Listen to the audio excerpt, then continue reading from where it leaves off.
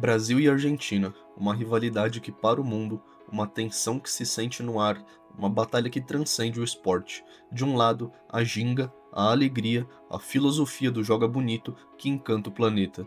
Do outro, a raça, a paixão visceral, a garra que transforma cada partida em uma guerra. Gerações cresceram em lados opostos deste campo de batalha, idolatrando Pelé ou Maradona, Ronaldinho ou Riquelme. Cada nação com seus heróis, cada torcedor com a sua fé. Mas e se eu te dissesse que existia um argentino que nasceu com a alma de um jogador brasileiro? Um talento tão puro e anárquico que parecia ter sido forjado nas praias do Rio, não nas ruas de Buenos Aires. Um jogador tão absurdo que seus próprios companheiros, homens que viriam a ser campeões do mundo como Lautaro Martinez e Rodrigo De Paul, admitiam sem hesitar. Ele era muito, muito melhor que a gente. Imagine a cena: um jogador que chegava para treinar bêbado, às vezes visivelmente sob efeito de drogas, e ainda assim, com um simples toque na bola, era o melhor em campo, humilhando os zagueiros e fazendo o impossível parecer rotina. Esta não é uma história de glória, esta é a crônica de uma tragédia anunciada, um conto de advertência sobre talento e autodestruição. A triste e chocante história de Ricardo Centurion, o Neymar argentino que tinha o mundo aos seus pés, mas que em uma reviravolta cruel do destino escolheu ser seu próprio e implacável inimigo. Ricardo Adrian Centurion nasceu em 19 de janeiro de 1993 em Avejaneda, um lendário berço de craques, mas também uma das áreas mais perigosas e negligenciadas da Grande Buenos Aires. Crescendo em Villa Luján, um bairro conhecido como Forte Apache, um lugar esquecido pelo governo e dominado pela violência, a vida de Centurion começou com uma tragédia que marcaria sua alma para sempre. Aos 5 anos de idade, ele perdeu o pai. Não para uma doença, não para um acidente comum, mas em uma violenta explosão enquanto ele trabalhava com fogos de artifício ilegais. A figura paterna, o alicerce de sua infância, foi arrancada de forma brutal. Em meio ao luto e à pobreza, a bola se tornou mais do que um brinquedo. Tornou-se escudo, seu refúgio, sua única rota de fuga de uma realidade esmagadora. Enquanto os garotos da sua idade sonhavam em ser como Batistuta ou Verón, os heróis da nação, o pequeno Ricardo tinha os olhos voltados para o norte. Ele se encantava com a magia de Ronaldinho Gaúcho, com a irreverência de Robinho. Para ele, o futebol não era só sobre marcar gols, era sobre a alegria, o drible curto, a caneta desmoralizante, a humilhação do adversário com um sorriso no rosto. Era a essência do joga bonito brasileiro correndo em veias argentinas, uma anomalia cultural que o tornava único. O talento era inegável, uma força da natureza. Centurião era a estrela do bairro, o rei dos campos de terra, mas a violência que o cercava era implacável. A morte de um amigo de infância, vítima de criminalidade local, foi o gatilho. Centurião tomou uma decisão que mudaria sua vida. Preciso viver da bola antes que este lugar me consuma também. Ele bateu na porta do gigante mais próximo de sua casa, o glorioso Racing Clube. E o que aconteceu a seguir foi surreal. Centurião não precisou implorar por uma chance. Os treinadores, ao verem sua habilidade desconcertante e a sua coragem selvagem, é que imploraram para que ele ficasse.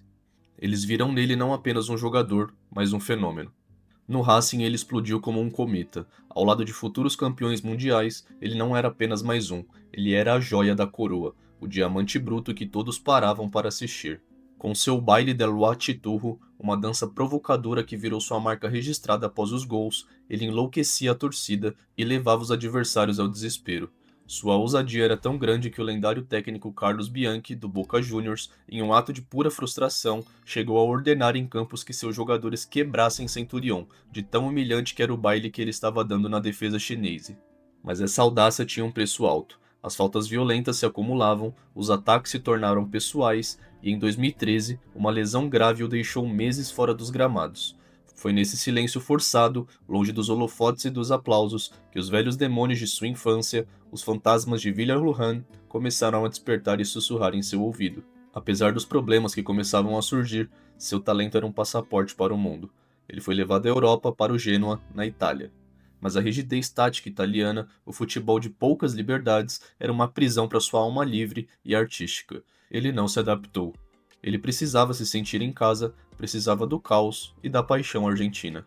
Sua casa o chamou de volta. De volta ao Racing, ele se tornou o herói improvável do título argentino de 2014, marcando o gol decisivo e sendo carregado pela torcida como um deus. O brilho foi tanto que o São Paulo, em 2015, pagou mais de 4 milhões de euros para trazê-lo ao berço do Joga Bonito. A expectativa era gigantesca, mas em uma das maiores ironias de sua carreira, no Brasil, Centurião não brilhou. A adaptação foi difícil, a pressão era imensa e ele parecia uma sombra de um jogador que era na Argentina. O São Paulo, então, o emprestou ao Boca Juniors em 2016, e ali, no caldeirão fervente de La Bombonera, ele renasceu das cinzas. Jogando ao lado de um ídolo como Carlitos Tevez, ele foi campeão, novamente, sendo a estrela absoluta do time. Parecia o início de uma nova era de ouro, mas na verdade, foi o começo do inferno. Centurião começou a abusar do dom divino que recebeu. Faltava aos treinos, passava as noites em claro, mergulhado em um estilo de vida destrutivo. Em um desses episódios, provocou um acidente envolvendo 3 carros e, em pânico, fugiu a pé antes de confessar a culpa dias depois. Em plena concentração, seus companheiros de time precisavam contê-lo, pois ele estava visivelmente fora de si, em um estado de agitação incontrolável. Ele tentou subornar policiais para não fazer o teste do bafômetro. Sua ex-namorada o acusou publicamente de agressão, alegando ter tido dentes quebrados em um ato de violência doméstica. Uma foto sua, com um olhar vazio, posando com uma arma de fogo de grosso calibre, viralizou nas redes sociais, chocando todo o país. Boca Juniors, que tinha um contrato de 6 milhões de dólares na mesa para comprá-lo em definitivo, desistiu do negócio no último segundo, após ele se envolver em uma violenta briga de gangues em uma boate de Buenos Aires. O sonho de jogar a Copa do Mundo de 2018, ao lado de Lionel Messi, para a qual ele havia sido pré-selecionado por Jorge Sampaoli, evaporou diante de seus olhos. Anos depois, ele mesmo admitiria, com lágrima nos olhos, o peso esmagador de ter perdido a maior chance de sua vida por indisciplina. O Racing, seu verdadeiro lar, o clube que o formou, tentou resgatá-lo mais uma vez, em um último ato de fé. Mas nem lá ele teve jeito. Em um jogo crucial contra o arquirrival River Plate, ao ser chamado para entrar em campo, ele empurrou seu próprio técnico Eduardo Cudê em frente às câmeras em um gesto de desprezo que selou seu destino. Foi seu afastamento definitivo. A partir daí, sua carreira entrou em uma espiral de decadência assustadora. Passou por Vélez Sarsfield, São Lourenço, Barraca Central, mas em todos os clubes o roteiro trágico se repetia, indisciplina, brigas, polêmicas e, por fim, o afastamento. Ele se tornou um rebelde sem causa, uma decepção no esporte, treinando separado do elenco, vendo inimigos em todos os lugares, quando o único e verdadeiro adversário era o reflexo no espelho. Em uma entrevista chocante e comovente, ele confessou em rede nacional: "Eu não consigo dormir à noite, tenho vontade de sair e beber algo, todos os dias." Isso tudo era um grito de socorro desesperado. A pandemia e a morte trágica de sua namorada da época, Melody, em um acidente de carro, agravaram sua depressão. Em junho de 2024, a notícia chocou a Argentina. Ricardo Centurion estava desaparecido há 10 dias. Na época, essa notícia repercutiu bastante aqui no Brasil também. O presidente do Vélez, seu clube na época, revelou o desespero de tentar localizá-lo pelo Google Maps. Felizmente, ele foi encontrado com vida, confessando lutar diariamente contra ataques de pânico e um desânimo profundo. Hoje, com 32 anos, enquanto seus ex-companheiros de base Lautaro Martinez e Rodrigo De Paul ostentam medalhas de campeões mundiais e são ídolos na Europa, Ricardo Centurion luta para encontrar um rumo. Após ser flagrado em uma blitz policial testando positivo para cocaína no final de 2023, ele busca uma última e talvez derradeira chance no futebol, agora em clubes de menor expressão, longe dos grandes palcos que um dia dominou. A história de Ricardo Centurion é um conto de advertência moderno e brutal. É um grande lembrete de que o talento, por maior e mais divino que seja, não é nada sem disciplina, sem estrutura mental e, acima de tudo, sem paz de espírito.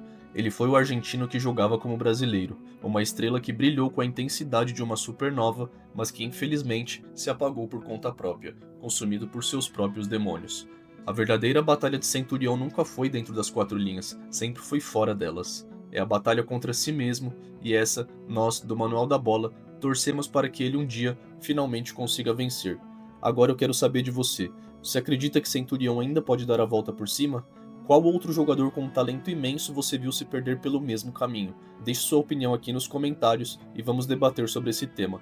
Se você gostou dessa história e curte conteúdos de futebol relacionado a histórias de jogadores, não se esqueça de deixar o seu like e se inscrever aqui no canal Manual da Bola para não perder nenhum dos próximos vídeos. Eu sou Giovanni Souza e até o próximo vídeo.